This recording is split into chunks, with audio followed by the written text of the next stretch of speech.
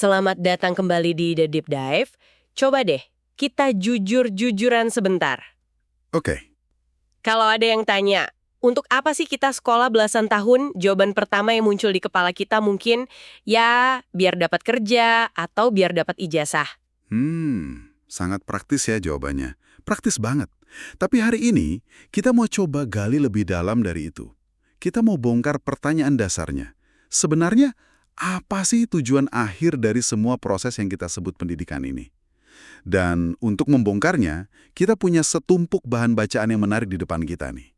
Evelyn sudah kumpulkan beberapa sumber, mulai dari buku teks filsafat ilmu yang ditulis akademisi di Indonesia, sampai kutipan-kutipan tajam dari pemikir besar dunia. Betul sekali. Ada nama seperti Thomas Kuhn, sang pakar revolusi sains, dan seorang filsuf Prancis yang idenya wah makin relevan hari ini, Jean-François Lyotard. Benar. Jadi, misi kita kali ini adalah menelusuri berbagai jawaban atas pertanyaan tadi. Apakah tujuan pendidikan itu untuk mencari kebijaksanaan, seperti cita-cita para filsuf zaman dulu? Atau jangan-jangan tujuan sebenarnya memang sesederhana memenuhi tuntutan ekonomi modern?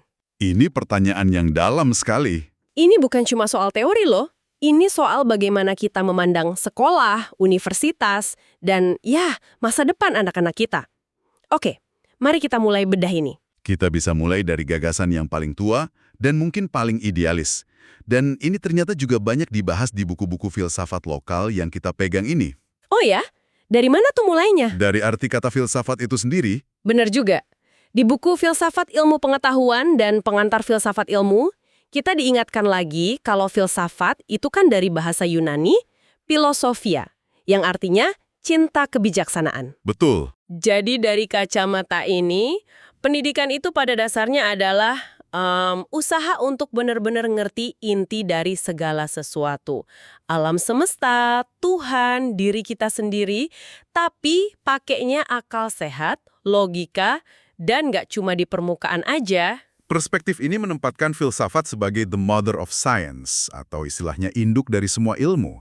Jadi sebelum ada fisika, psikologi, atau sosiologi, Semuanya filsafat dulu ya. semuanya dimulai dari pertanyaan-pertanyaan besar di dalam filsafat. Dari apa alam semesta ini terbuat, itu cikal bakal fisika. Bagaimana cara hidup yang baik, nah itu jadi cikal bakal etika dan ilmu sosial. Semuanya lahir dari rahim yang sama. Dan tujuannya itu mulia banget.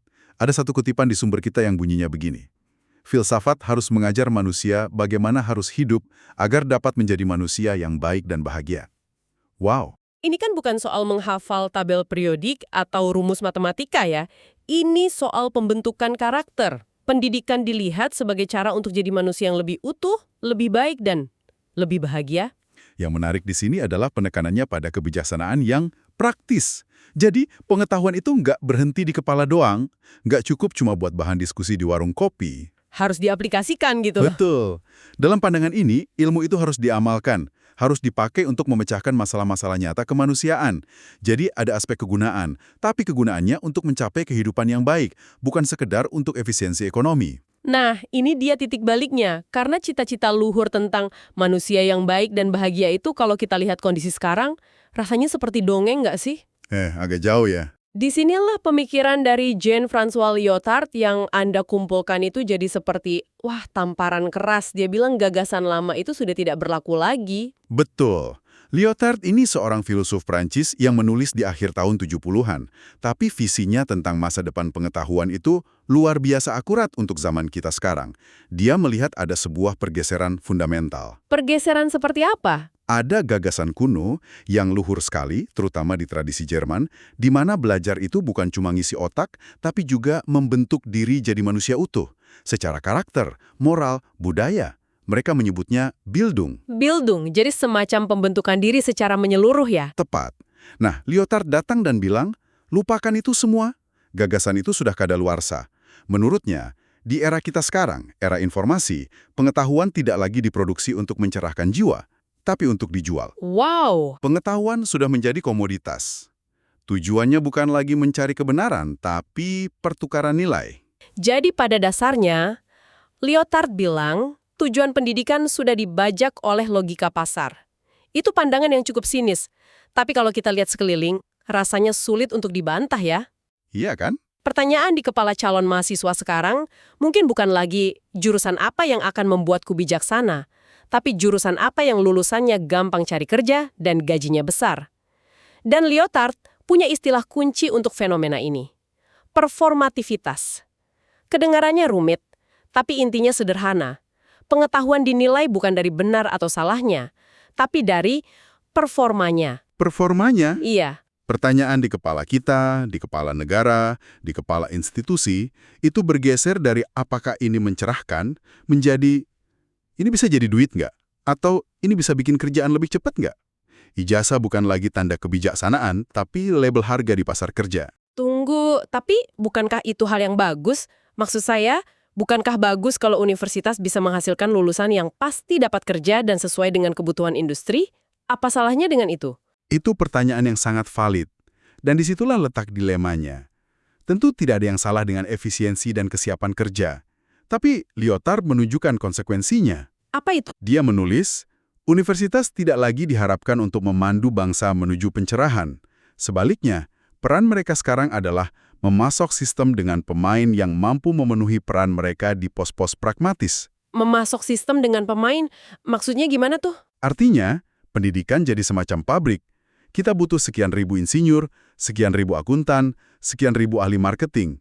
Oke, Universitas A, B, dan C, tolong cetak sekian banyak. Oh, jadi cuma mengisi slot yang kosong aja ya? Persis. Tujuannya bukan lagi membentuk manusia utuh, tapi mencetak tenaga kerja yang fungsional dan efisien. Di Indonesia, kita kenal ini dengan istilah link and match antara pendidikan dan dunia usaha. Itu adalah bukti nyata dari pola pikir performativitas yang kita bahas tadi. Oke, jadi tujuannya bergeser drastis. Dari mencari kebenaran jadi menciptakan kegunaan versi pasar. Masuk akal sih. Tapi, apa ini juga mengubah cara kita diajar di kelas? Metodenya ikut bergeser juga nggak? Nah, itu pertanyaan kuncinya. Dan ini yang diamati oleh Thomas Kuhn dalam bukunya yang sangat terkenal, The Structure of Scientific Revolutions. Meskipun dia fokus pada pendidikan sains, analisisnya ini bisa kita pakai untuk melihat pendidikan secara umum. Oke. Dia melihat bahwa pendidikan sains itu ironisnya seringkali sangat tidak ilmiah. Loh, kok bisa? Maksudnya gimana sih? Maksudnya, siswa tidak diajari untuk skeptis dan mempertanyakan segalanya dari dasar. Justru sebaliknya. Menurut Kuhn, pendidikan sains itu sempit dan kaku dan sangat bergantung pada buku teks. Buku teks? Iya. Para siswa jarang sekali disuruh membaca tulisan asli dari Newton atau Einstein. Mereka diberi versi yang sudah jadi, sudah disederhanakan, seolah-olah semua penemuan itu adalah sebuah garis lurus yang rapi. Wah, ini relate banget. Waktu sekolah dulu kan kita dikasih rumus jadi, tinggal dihafal dan dipakai untuk mengerjakan soal. Iya kan? Jarang sekali ada waktu untuk membahas kenapa rumusnya bisa seperti itu, atau siapa orang yang menemukannya, dan gimana proses jatuh bangunnya. Tepat sekali. Dan menurut Kuhn, metode buku teks ini punya tujuan yang sangat spesifik. Ini sangat efektif untuk menghasilkan praktisi sains normal, yaitu orang-orang yang ahli dalam memecahkan teka-teki atau puzzle solving di dalam kerangka kerja yang sudah ada. Oke. Mereka dilatih untuk tidak mempertanyakan asumsi dasar, tapi untuk bekerja di dalam kotak itu dan menyelesaikan masalah-masalah kecil yang tersisa. Jadi kalau pakai analogi, pendidikan kita itu seperti melatih koki yang jago banget masak resep dari buku yang sudah ada. Analogi yang sempurna. Dia bisa bikin rendang yang sempurna setiap saat, sesuai resep. Tapi dia tidak dilatih untuk menciptakan resep masakan yang benar-benar baru. Dia ahli memecahkan teka-teki resep, bukan penemu resep. Tepat sekali. Implikasinya besar. Sistem ini memang efisien untuk menjaga stabilitas dan menghasilkan orang-orang yang bisa langsung kerja sesuai prosedur. Tapi, seperti kata Kuhn, sistem ini tidak dirancang dengan baik untuk menghasilkan orang yang akan dengan mudah menemukan pendekatan baru yang segar. Kita melatih para pemecah teka-teki yang hebat, tapi bukan para pemikir revolusioner yang mampu menciptakan paradigma baru. Betul. Saya jadi teringat masa-masa ujian sekolah. Yang paling jago itu kan yang paling hafal rumus dan bisa mengerjakan soal dengan cepat, bukan yang paling banyak bertanya kenapa rumusnya begini. Ternyata ini ada landasan filosofisnya ya. Dan ini diperkuat oleh pemikir lain dari sumber Anda, Paul Feyerabend. Dia memberikan peringatan yang lebih keras lagi. Dia bilang, kita harus berhati-hati jangan sampai para ahli mengambil alih pendidikan dan mengajarkan mitos hari ini seolah-olah itu adalah fakta abadi.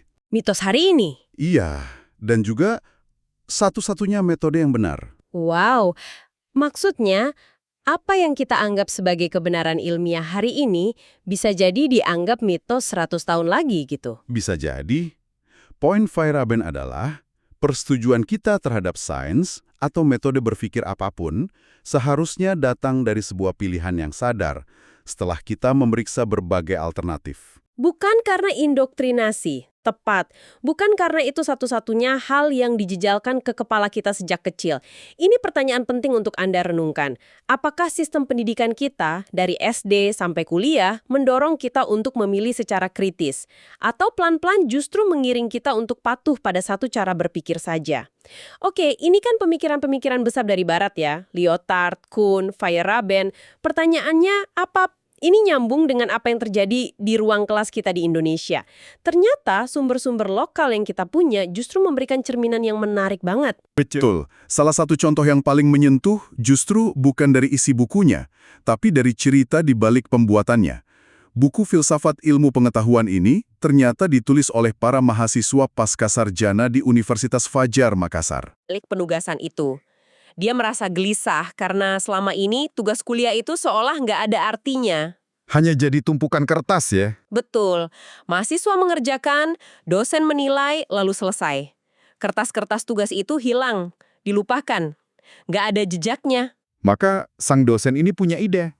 Bagaimana kalau tugas-tugas individu itu kita kumpulkan, kita rapikan, dan kita jadikan satu buku yang diterbitkan bersama? Tujuannya, seperti yang dia tulis, adalah agar tugas mahasiswa tidak hanya sekedar memenuhi kewajiban, tetapi dapat menjadi karya yang terdokumentasi. Dan bisa dikenang sepanjang masa. Ini kan sebuah perlawanan kecil yang indah ya. Betul, betul. Di tengah sistem yang serba performatif, yang penting tugas selesai dan dapat nilai, dia mencoba mengembalikan makna. Dia ingin menumbuhkan semangat dalam berkarya dan budaya literasi. Ini usaha untuk melawan logika efisiensi sesaat dan menciptakan sesuatu yang lebih abadi. Dan kalau kita bedah isinya, ada upaya yang lebih dalam lagi. Ada satu bab khusus yang judulnya Pandangan Filsafat Terhadap Pendidikan Kebangsaan Berbasis Tauhid. Menarik. Terlepas dari isinya, judul ini saja sudah menunjukkan adanya sebuah usaha sadar untuk memikirkan landasan filsafat pendidikan yang khas Indonesia yang tidak sekedar menjiplak model dari luar. Ini nyambung dengan sumber kita yang satu lagi, buku Pengantar Filsafat Ilmu. Di situ disebut bahwa salah satu fungsi filsafat di Indonesia adalah sebagai alat untuk menghadapi tantangan modernisasi secara kritis, Tapi di saat yang sama, juga untuk menggali kembali kekayaan budaya dan tradisi lokal kita. Jadi filsafat jadi semacam jembatan antara yang global dan yang lokal. jadi apa artinya ini semua? Tampaknya di Indonesia, kita sedang berada dalam sebuah tarikan yang sangat kuat. Di satu sisi, ada tekanan global dan tuntutan ekonomi yang mendorong pendidikan ke arah performativitas. Cetak tenaga kerja siap pakai. Yang keterampilannya bisa dijual. Betul, tapi di sisi lain, ada keinginan dari dalam, seperti yang tercermin di sumber-sumber ini, untuk membentuk sebuah pendidikan yang punya jati diri, yang berakar pada nilai-nilai dan kearifan lokal. Dan pertarungan ini terjadi setiap hari. Di ruang kelas, di ruang rapat kementerian, bahkan di dalam kepala kita masing-masing. Mau dibawa kemana sebenarnya pendidikan kita ini? Jadi pemasok tenaga kerja untuk pasar global? Atau jadi wahana pembentukan manusia Indonesia yang utuh dan bijaksana? Pertanyaan itu masih menggantung ya, Masih sekali. dan sepertinya belum ada jawaban yang mudah untuk itu. Jadi setelah kita menjelajahi semua ini, apa yang bisa kita bawa pulang? Kita sudah lihat bagaimana tujuan pendidikan itu bisa bergeser secara radikal dari pencarian kebijaksanaan, Menjadi penciptaan keterampilan yang efisien, dari pertanyaan apakah ini benar, menjadi apa gunanya untuk dijual. kita juga sudah melihat bagaimana metode pendidikan yang kaku, yang fokusnya melatih kita jadi pemecah teka-teki yang andal, mungkin sangat efektif untuk menjaga sistem tetap berjalan, tapi berisiko membunuh kreativitas. Dan kemampuan kita untuk berpikir di luar kotak. Dan kita sadar bahwa pergulatan ini sangat nyata di Indonesia. Tarik-menarik antara tuntutan global dan pencarian jati diri bangsa. Untuk menutup pembahasan kita, ada satu pemikiran terakhir dari Lyotard yang ingin saya tinggalkan untuk Anda renungkan. Dia meramalkan itu puluhan tahun lalu, tapi hari ini ramalan itu seperti jadi kenyataan. Oh iya? Apa itu? Dia bilang, seiring bank-bank data yang sekarang kita kenal sebagai internet dan AI menjadi ensiklopedia masa depan, peran pendidikan mungkin akan berubah total. Berubah total bagaimana? Tugas guru atau dosen bukan lagi mentransfer konten. Buat apa? Semua informasi, semua fakta sudah ada di genggaman tangan kita, bisa diakses kapan saja. Benar juga. Menurut Lyotard, tugas utama pendidikan di masa depan adalah mengajari siswa cara menggunakan terminal, cara mengajukan pertanyaan yang tepat ke bank data yang relevan. Itu benar-benar mengubah cara pandang kita. Kalau begitu, ini memunculkan satu pertanyaan terakhir yang sangat penting untuk kita semua pikirkan. Di dunia di mana informasi melimpah ruah dan gratis, di mana jawaban atas pertanyaan apa bisa ditemukan dalam hitungan detik, apa sebenarnya hal terpenting yang perlu kita pelajari di sekolah? Apakah itu kontennya, faktanya, ataukah jangan-jangan yang terpenting sekarang adalah seni merumuskan pertanyaan yang tepat?